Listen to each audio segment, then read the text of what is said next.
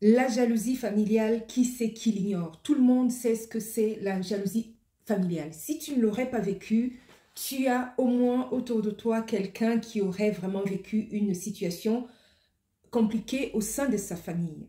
Ce sujet est difficile à aborder car on sait combien il est difficile de parler de ses frères et de ses sœurs en mal. Pourtant, on sait que souvent la majorité de nos difficultés parfois peuvent venir de nos propres familles. Salut les amis, j'espère que vous allez bien. Quand on a réussi dans la vie, la famille pense parfois que tu leur dois ta réussite. Et donc, ce qui fait que tout ce que tu dois engendrer dans ta vie, tout ce que tu as, doit leur revenir.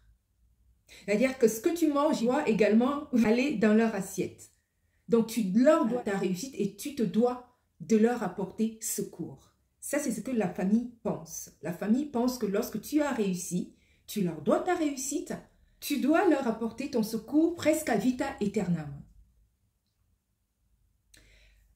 Ta réussite leur revient. Donc, ils sont fiers de ta réussite et ils veulent également que ton train de vie soit le leur. C'est facile de se séparer d'un ami, c'est facile de se séparer des personnes que tu aurais rencontrées au travail, au cours d'une rencontre, au cours d'une activité, mais c'est compliqué de se séparer de ceux-là qui ont le même sang que toi. Mais parfois, je vais vous le dire à la fin, il est parfois nécessaire de faire un break. J'aborderai les causes de cette situation fatale qui peut arriver dans nos familles. Donc, à la fin de la vidéo, vous aurez les causes qui peuvent engendrer ce genre de situation dans nos familles. Voici un cas probant qu'un ami m'aurait raconté. Alors, dans sa propre famille, cette personne est presque la seule à avoir véritablement réussi.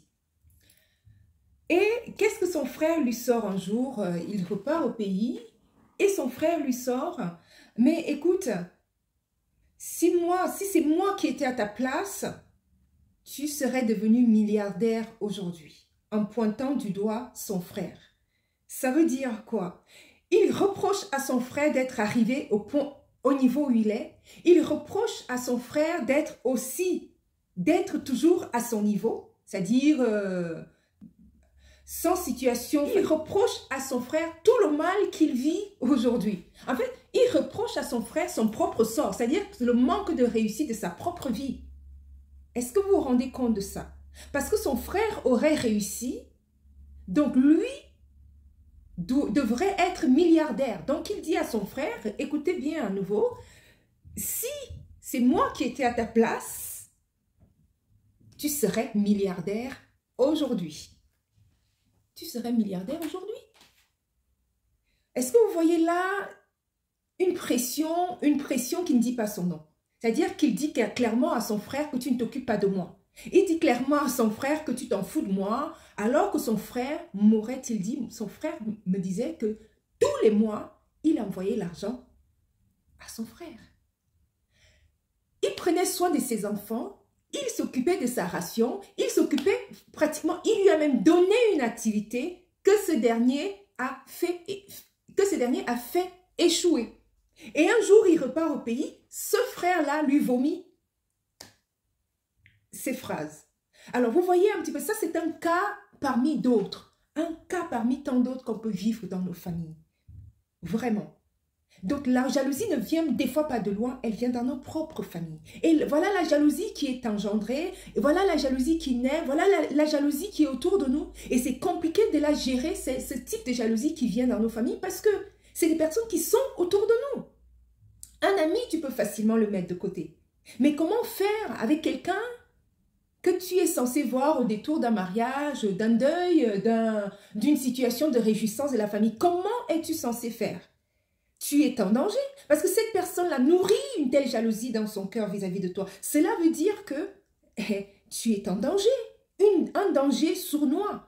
Ou, comme c'est de coutume aujourd'hui dans nos contrées, c'est-à-dire dans nos contrées, c'est de coutume aujourd'hui, c'est de l'empoisonnement, c'est des vacheries, c'est des pots de banane, enfin, c'est carrément dangereux, vous voyez. Donc, c'est vraiment une situation difficile à gérer. Voici une autre situation. Vous connaissez tous le célèbre Adebayor, ce footballeur au Royaume-Uni. Ce footballeur dit avoir tellement aidé sa famille au point où ils avaient, pour faire court, au point où sa mère avait carrément un salaire en dessous de qui? Seul le président était un peu plus élevé en salaire qu'elle. Donc après le président au Bénin, c'est elle, c'est son salaire qui est arrivé en second. Donc elle avait tous les mois ce salaire-là. Vous vous rendez compte? Il construisait les maisons à ses frères. Il s'en occupait mensuellement. Et ses frères en redemandaient encore et encore et encore non-stop. Il n'y avait même plus de limite au point où un jour sa mère lui dit, écoute, moi j'aimerais que tu me verses un salaire de, si je ne me trompe pas, 36 000 euros par mois.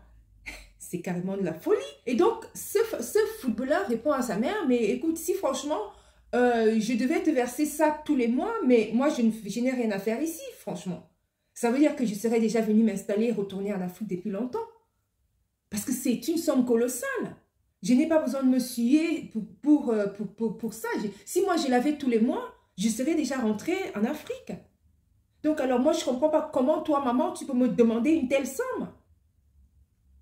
Sachant que cette femme recevait déjà chaque mois un salaire colossal de la part de son fils, elle continuait à en redemander et ses frères continuaient à en redemander. Au point où il lui faisait des menaces d'aller à la radio, à la télévision pour tout vomir.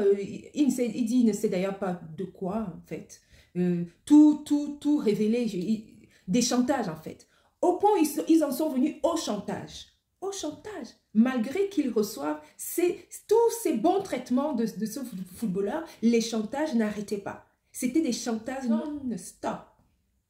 Est-ce que vous vous en rendez compte? Donc alors, ça veut dire que des personnes qui, déjà quand ils commencent à te traiter comme une vache à lait, une vache à traire, ça veut dire qu'il faut déjà te poser la question s'il y a là l'amour.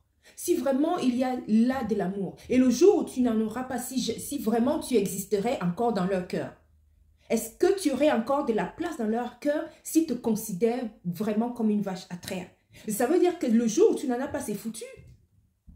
Ils ne te considèrent pas comme quelqu'un qu'ils aiment, qu'ils peuvent aimer de façon normale, comme on peut aimer un frère ou une sœur. Le jour où tu n'en as pas, c'est fini, c'est foutu. Donc ça veut dire quoi? Ça veut dire quand même qu'avant d'aider, il faut vraiment, franchement... tu dois aider par mesure, quoi. Parce que ce n'est pas des personnes qui considèrent ton aide. Ils ne considèrent pas ton aide. La vérité, c'est ça. Parce que plus tu en donnes, plus ils en redemandent et plus ils ne font rien avec cet argent-là. Et plus ils le jettent par les fenêtres. Donc, c'est plutôt à toi de te reconsidérer, à te demander, est-ce que ce que je suis en train de faire, est-ce que ce que je suis en train de faire a véritablement du fruit? Est-ce que ce que je suis en train de faire vaut vraiment la peine? Parce que c'est des personnes qui s'en foutent complètement. Donc, il faut peut-être reconsidérer, à se dire, je dois peut-être commencer à mettre des holà et des stops. Et reconsidérer ton aide. Parce que c'est les mêmes personnes qui reviendront. Hein. Et c'est les mêmes personnes qui demain n'hésiteront pas à aller créer des tollés contre toi. Et qui en ont reçu encore et encore et encore. Et c'est des personnes qui n'ont ni foi ni loi dans leur cœur vis-à-vis de toi. C'est souvent ça la vérité dans nos familles. Malheureusement. Pour moi, deux causes peuvent révéler la jalousie au sein d'une famille.